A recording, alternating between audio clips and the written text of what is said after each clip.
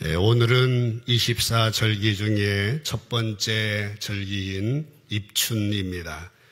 봄의 문을 여는 새로운 계절 주님 앞에 나왔습니다. 아직 추위는 끝나지 않았지만은 새로운 계절을 시작하면서 새로운 마음으로 결단하시고 하나님께서 우리 각 사람에게 예비하신 놀라운 영육간의 복이 풍성하게 임하는 이 한 달 여러분의 인생이 되시기를 먼저 주님의 이름으로 간절히 축복합니다. 오늘 읽은 말씀은 시편 119편 계속되는 말씀입니다. 오늘 봉독할 16절의 말씀은 히브리어 15번째 자음인 사멕으로 시작된 8절과 16번 자음인 아인으로 시작된 8절 합해서 16절이 오늘 본문의 내용입니다. 오늘 말씀에서도 시인은 고백을 합니다. 하나님의 말씀에 대한 자기 자신의 마음속에서 우러나오는 진정성 있는 진지한 고백을 나누고 있습니다. 몇 구절 소개해 보자면은 13절에 보면은 마지막에 내가 주의 법을 사랑합니다. 14절에는 내가 주의 말씀을 바랍니다. 15절에는 내가 주의 하나님의 계명을 지킵니다. 17절에는 주의 율례들을 항상 주의하겠습니다. 19절에 보면은 내가 증거들을 사랑합니다. 20절에는 내가 주의 심판을 두려워합니다. 이렇게 그 자기 자신이 정말 하나님 앞에서 말씀에 대한 그의 고백, 그의 간증이 나와 있는 것입니다. 특별히 28절을 보게 되면은 내가 범사에 모든 주의 법도들을 바르게 여깁니다. 그래서 모든 거짓 행위를 미워합니다. 라고 고백을 하고 있습니다. 여러분이 이런 시인의 고백을 들으시면서 무슨 생각이 나십니까? 정말 시인의 삶이라고 하는 것은 말씀 중심의 삶이구나. 말씀이 그를 인도하고 있구나. 말씀과 깊이 연관되어 있다는 사실을 알게 되어질 것입니다. 시인은 내가 범사에 주의 모든 법도들을 옳게 여기기 때문에, 주의 말씀을 바르게 여기기 때문에 나는 모든 거짓 행위를 미워합니다. 모든 잘못된 길을 미워합니다. 라고 고백한 것입니다. 그렇습니다. 하나님의 말씀에 대한 중요성을 알고 하나님의 말씀에 대해 이해하는 사람이라고 한다면은 어떻게 할까요? 당연히 자연스럽게 자기의 모든 거짓 행위들을 미워할 겁니다.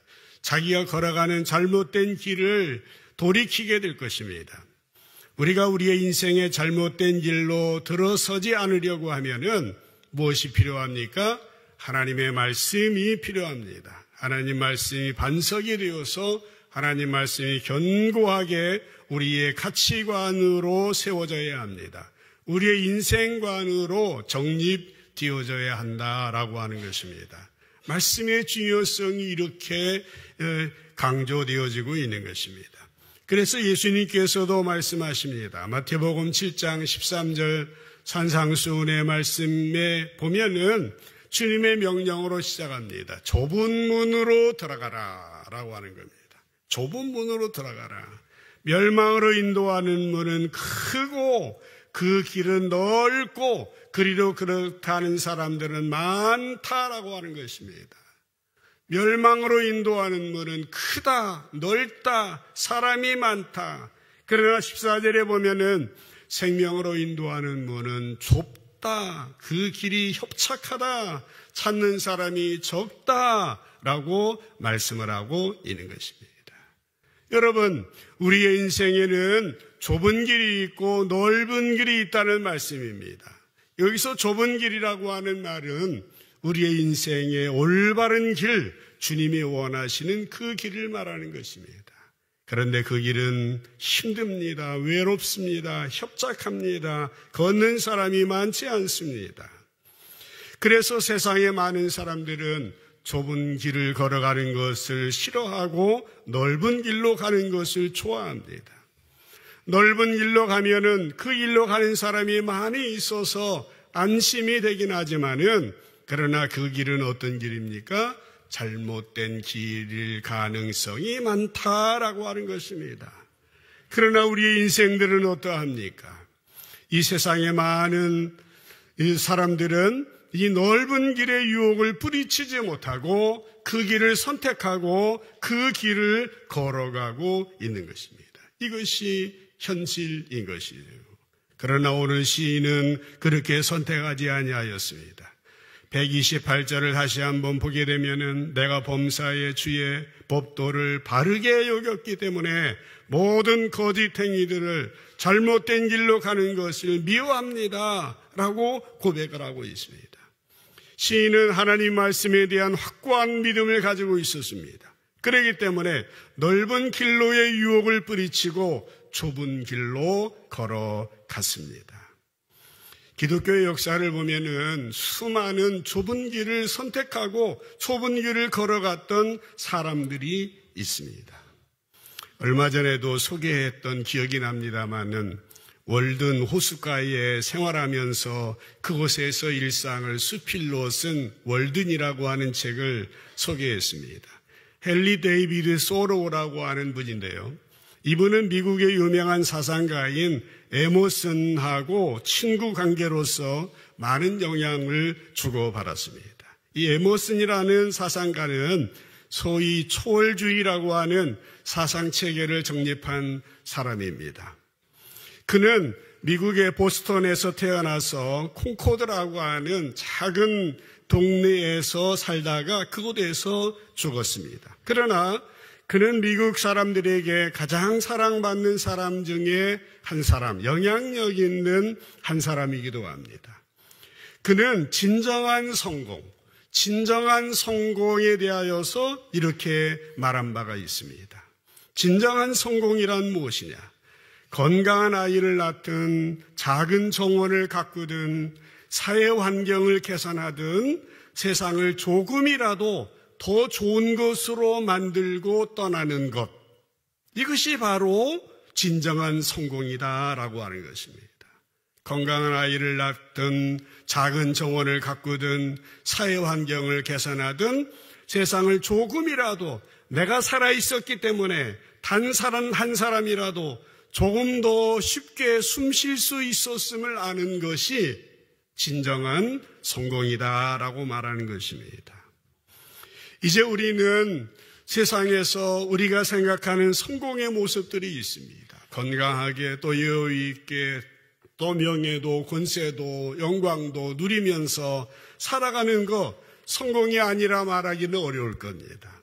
그러나 이 사람이 말한 진정한 성공이라고 하는 것은 이것이었다라는 것입니다. 그는 7대에 거쳐서 성직을 이어온 개신교 목사님 가정에서 태어났습니다. 하지만 8살 되었을 때에 아버지를 여의고 고학으로 하버드 대학 신학부를 졸업하고 목사가 되었습니다. 그러나 그는 그의 자유로운 초월주의적인 입장으로 인하여서 교회와 충돌을 하게 되었고 결국 목사직을 사임하기도 했습니다. 그러나 그가 남긴 글은 많은 사람에게 감동을 주었고 사람들이 쉽게 이해할 수 있는 글이었지만은 동시에 깊이 있는 글, 영향력 있는 글을 써서 오래오래 남기고 있습니다. 그의 사상의 밑바닥에는 성경이 흐르고 있었던 것입니다. 그는 진정한 성공에 대하여서 우리의 마음에 와닿는 감동적인 말을 했다라고 하는 것입니다. 여러분, 우리가 구원받아 하나님의 자녀로 이 땅에 생활하고 있습니다. 가정을 이루고 일터에서 생활하고 있습니다. 우리는 진정한 성공이 무엇인지 우리가 바르게 정립이 되어야 합니다. 그래야 진정한 신앙인, 행복한 신앙인이 되어질 수 있고 하나님이 기뻐하시는 삶을 살아갈 수 있게 되어지는 것입니다. 오늘 말씀을 전하고 듣는 가운데 새롭게 하나님의 말씀에 대한 여러분의 가치관과 인생관이 정립이 되어져서 바른 신앙인으로, 건강한 신앙인으로, 행복한 신앙인으로 이 땅에 하나님의 나라 아름답게 건설하는 저와 여러분 되시기를 다시 한번 주님의 이름으로 간절히 축복합니다. 저는 말씀을 준비하면서 특별히 119절의 말씀이 마음속에 와 닿았습니다. 119절에 보면은 주께서 세상의 모든 악인들을 찌꺼기같이 버리시니 라고 하는 것입니다. 그래서 저는 오늘 설교 제목을 다소 마땅하지 않은 그 용어입니다마는 찌꺼기 같은 인생을 살지 않기 위해라고 그렇게 제목을 잡아봤습니다. 찌꺼기. 전에 쓰던 개역성경에는 찌끼라고 그렇게 나와 있고요.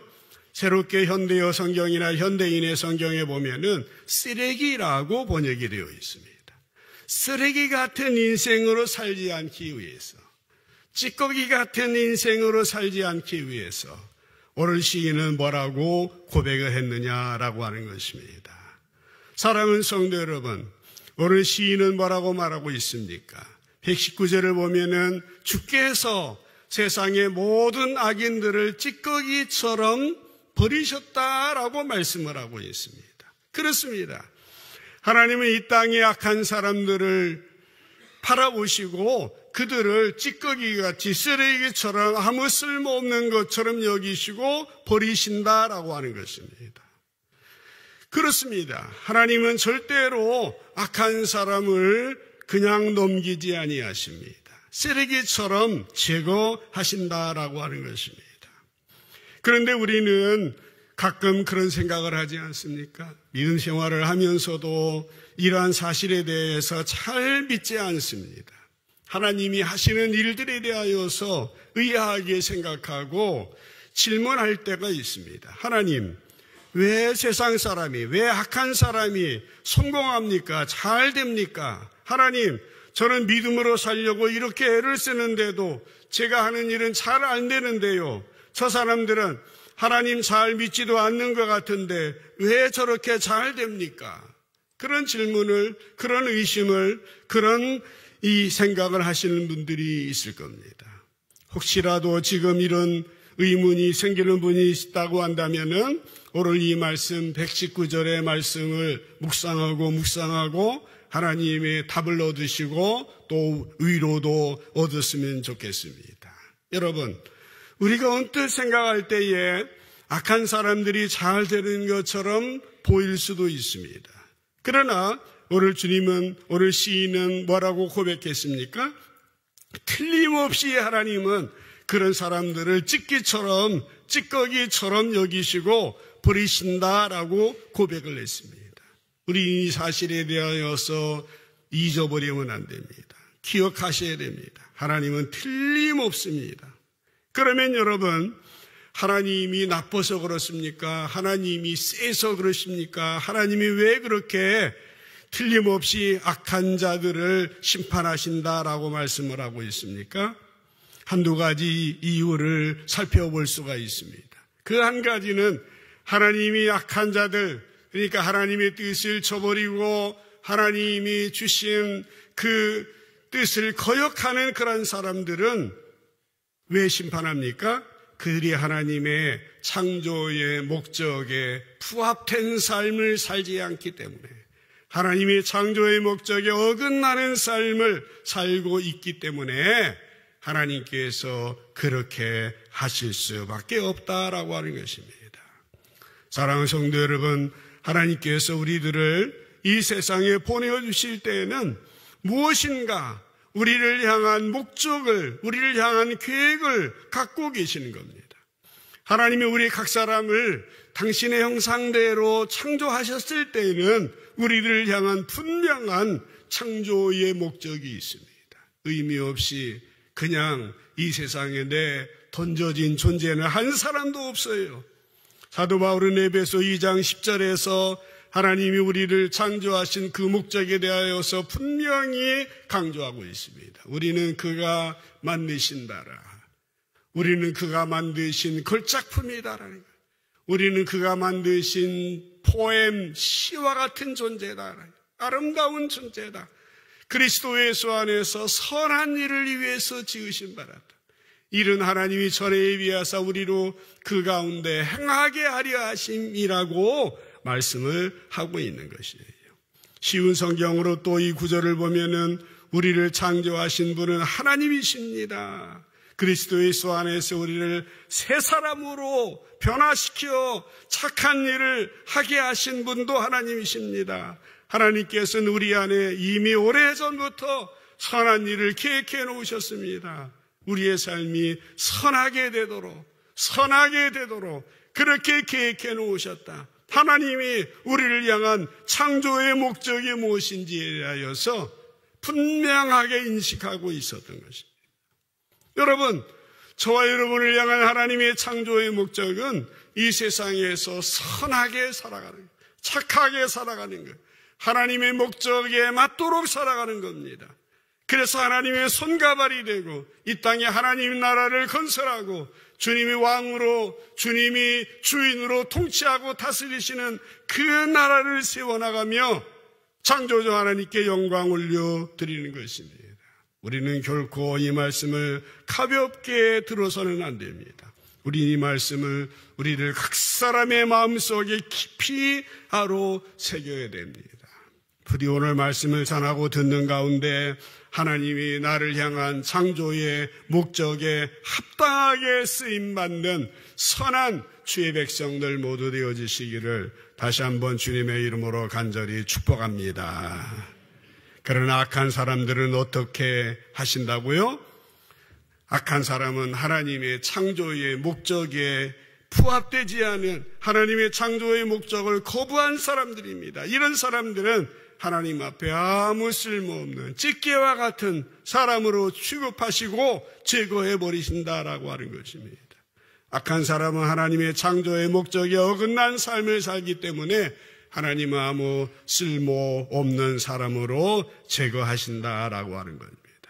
한 가지 이유만 더 찾아보자면 왜 하나님께서 악한 자들을 찌꺼기처럼 쓸모없이 버리십니까? 하나님이 주신 기회를 거절하였기 때문이다라고 하는 것입니다. 악한 사람은 그들 속에 있는 죄로 인하여 하나님의 형상이 가리워진 사람들입니다.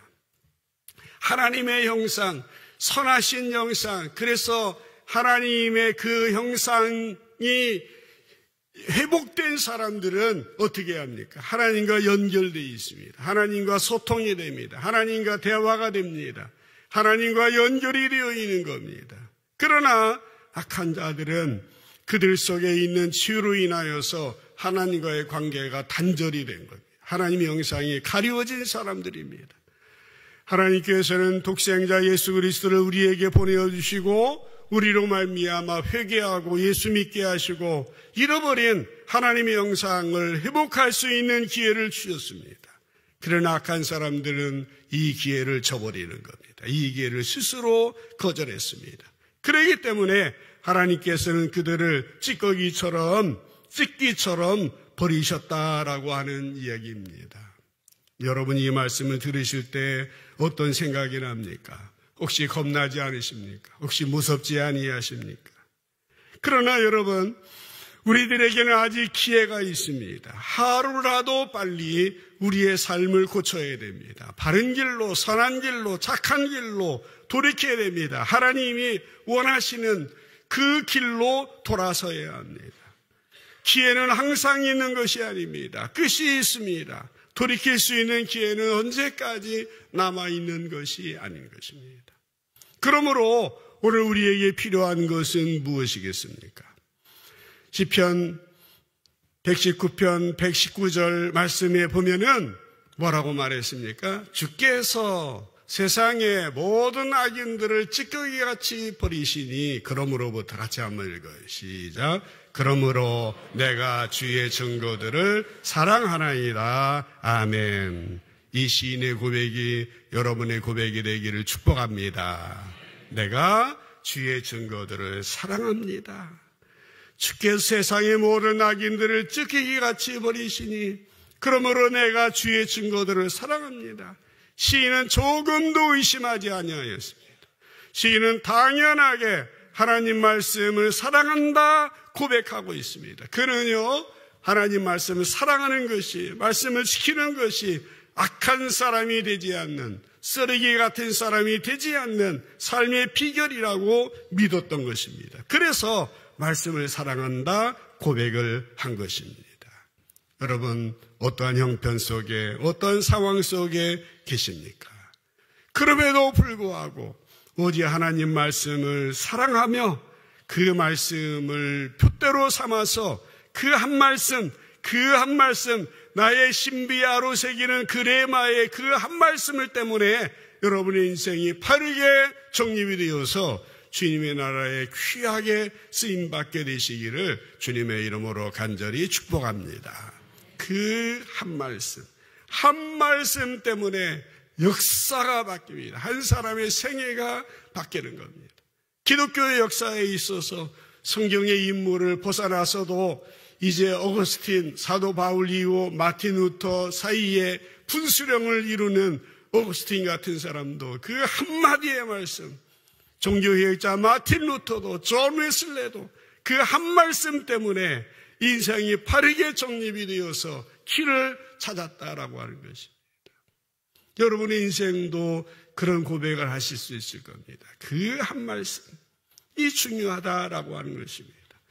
오늘 이 시편이 너무 길지 않습니까? 목사님 시편 119편 언제까지 설교하실랍니까? 집에서부터 그런 질문들이 많습니다.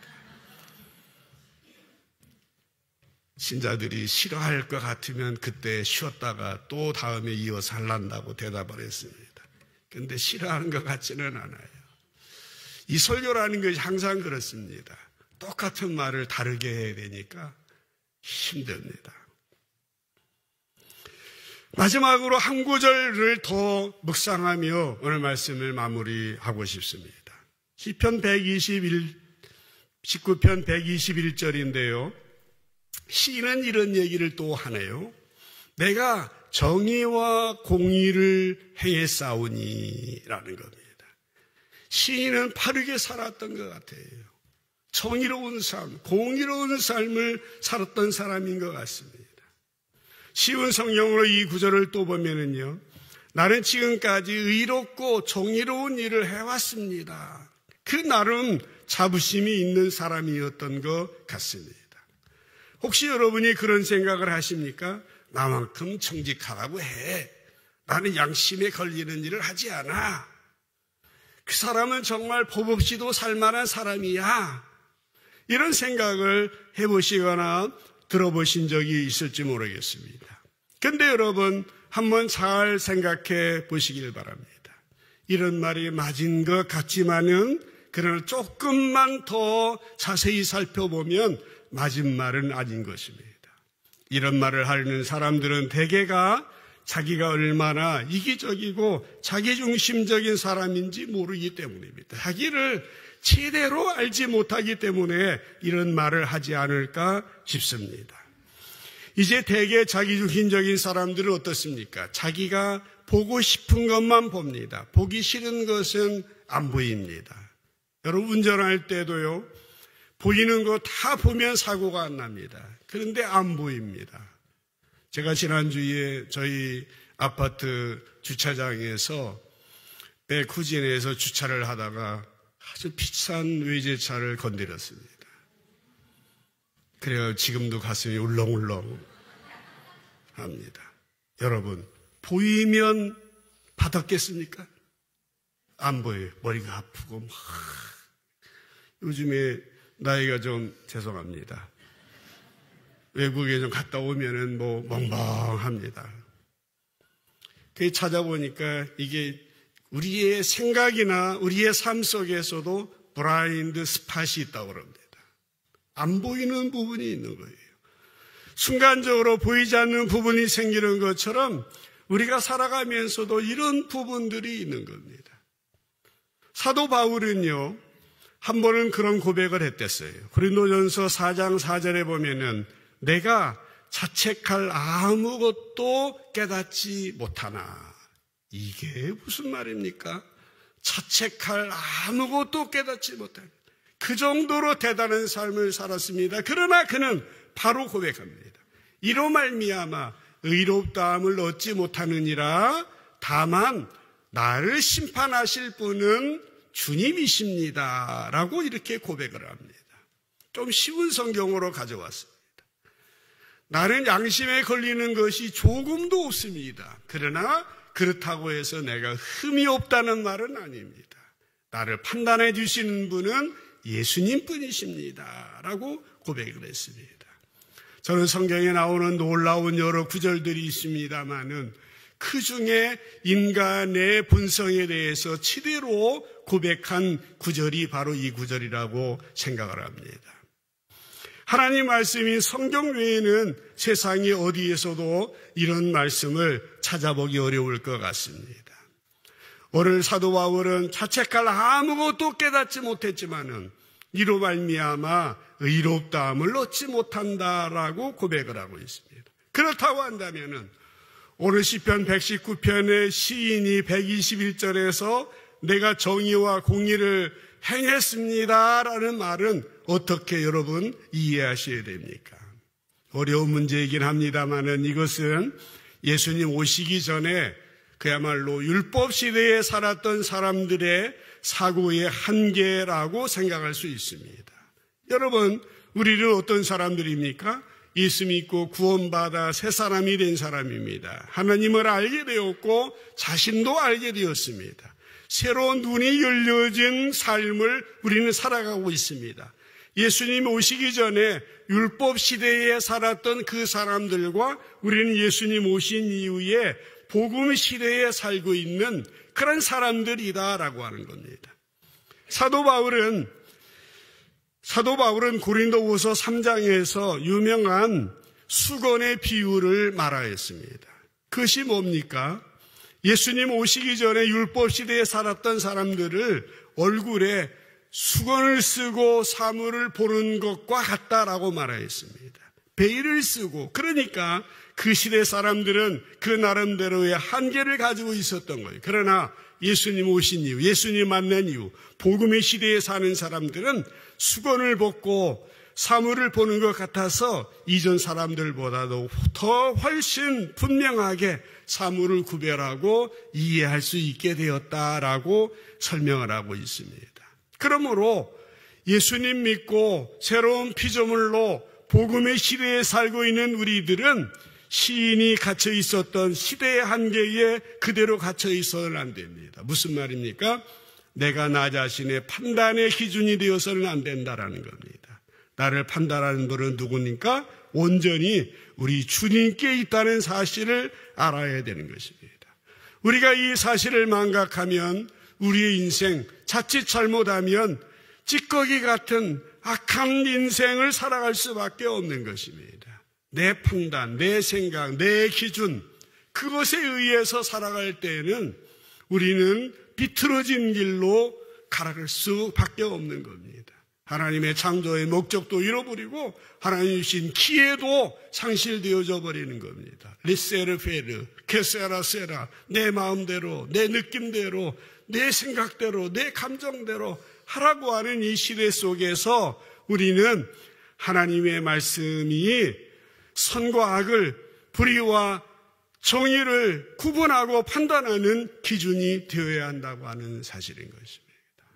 우리는 겸손하게 하나님 말씀에 귀를 기울여야 됩니다. 그 말씀이 진리의 기준이고 표대가 된다는 사실을 우리는 기억해야 되는 것입니다. 어느 순간에 서 있다 할지라도, 어떤 감정, 형편 속에 있을지라도. 그러나 여러분, 문제는 무엇입니까? 우리의 본성이 악하다고 하는 겁니다. 우리의 감정에 휘말리게 된다는 겁니다. 생각은 하는데 그렇게 되지 않는 것이 우리들인 것입니다. 하나님 말씀의 기준에 맞춰서 산다고 하는 것이 쉬운 일이 아닙니다. 힘든 일입니다. 어느 때 힘든 일입니다. 짜증이 나는 일입니다. 오래 지속할 수 없는 일인 거예요. 그것이 현실이고 사실입니다. 어떤 사람이 정원에 잔디를 잘 갖고 놨는데요, 어디선가 민들레 씨가 바람을 타고 날아와서 잔디 위에 떨어지는 겁니다. 민들레 때문에 짜증이 나는 겁니다. 뽑아도 끝이 없습니다. 이 사람이 친구에게 짜증을 냅니다. 이놈의 민들레 때문에 잔디를 가꿀 수가 없다고 말합니다. 이 말을 내 친구가 이렇게 대답했습니다. 친구야, 민들레를 뽑으려고 하지 말고 민들레를 사랑해봐 라고 했답니다. 이 말을 듣고 보니 어느 순간부터 민들레를 싫어하는 마음은 거짓말처럼 없어지더라고 합니다. 무슨 말입니까? 민들레를 잡초라고 생각하고 잔디를 망친다고 생각할 때 짜증이 났지만은 민들레를 사랑할 때에 민들레가 피우는 노란 꽃까지 사랑스러워지더라라고 하는 것입니다. 하나님의 말씀도 그러합니다. 내가 말씀을 지켜야지 말씀이 내 삶의 기준으로 지존으로 삼아야지, 그렇게 생각이 중요합니다마는 그 단계에 있게 되어지면은 우리에게 부담감이 없고 짜증스러움이 없고 부사스러움이 오는 것입니다. 그래서 시인은 뭐라고 말했습니까? 하나님 말씀을 사랑합니다 라고 말했던 것입니다. 하나님 말씀을 사랑합니다. 그래서 그 말씀을 순종합니다. 그때에 사랑하는 마음으로 순종할 때에 기쁨이 오고 감사가 오는 겁니다. 새로운 변화가 오고 성장을 경험하게 되어지는 것입니다. 우리의 인격이, 우리의 성품이 정말 예수님의 향기가 드러나게 되어지는 것입니다. 그래서 시인이 고백을 했지 않습니까? 그의 고백들을 다시 한번 처음에 봤습니다마는 보십시다. 113절에 보면은 뭐라고 했습니까? 내가 주의 법을 사랑합니다. 119절에는 내가 주의 증거들을 사랑합니다. 사랑하고 있습니다. 120절에는 나는 또 주의 심판을 두려워합니다. 28절에서는 주의 법도들 바르게 여기고, 그러면서 127절에 내가 주의 계명들을 금고 순금보다 더 사랑한다고 말하였습니다. 사랑하는 성도 여러분, 이 말씀 속에 우리의 인생을 찌꺼기같이 살지 않을 수 있는 비결이 들어있습니다. 말씀에 대한 사랑인 것입니다. 시인 다윗은 시편 8편 4절에서 하나님이 우리를 주목하시고 우리를 향하여 관심 가지시고 사랑하시는다고 하는 그 놀라운 사실에 감격하며 노래했습니다. 사람이 무엇이기에 주께서 그를 생각하시며 인자가 무엇이기에 주께서 그를 돌보십니까? 그렇습니다. 하나님 오늘도 우리를 주목하고 계세요. 우리를 향한 사랑을, 우리를 향한 관심을, 우리를 돌보고 계시는 겁니다. 왜 그래요? 창조의 목적에 합당하게 살아가도록, 하나님 주신 기회를 잘 활용해서 주의 나라를 이루도록 찌꺼기 같은 인생을 살아가서는 안 되기 때문에 우리들을 사랑하시고 우리들에 대하여서 관심을 갖고 계신다라고 하는 것입니다. 이사야 43장 1절에 보면은 마지막에 그렇게 말했어요. 너는 두려워하지 말라. 내가 너를 구속하여 구원하였고 내가 너를 지명해서 불렀 너는 내 것이다 라고 말씀을 하고 있는 것입니다. 우리는 찌꺼기 같은 인생 살아서는 안 되는 것입니다. 하나님의 창조의 목적을 잘 기억하고 이제 선한 길로 살아가야 됩니다. 새로운 계절을 맞고 시작합니다. 부디 여러분이 항상 성령님의 인도하심 속에서 이 공동체 가운데서 하나님 말씀이 여러분의 삶의 기준이 되어져서 정말 말씀을 통하여 하나님이 나를 아름답게 건설하는 주의 백성 되시기를 주님의 이름으로 간절히 축복합니다.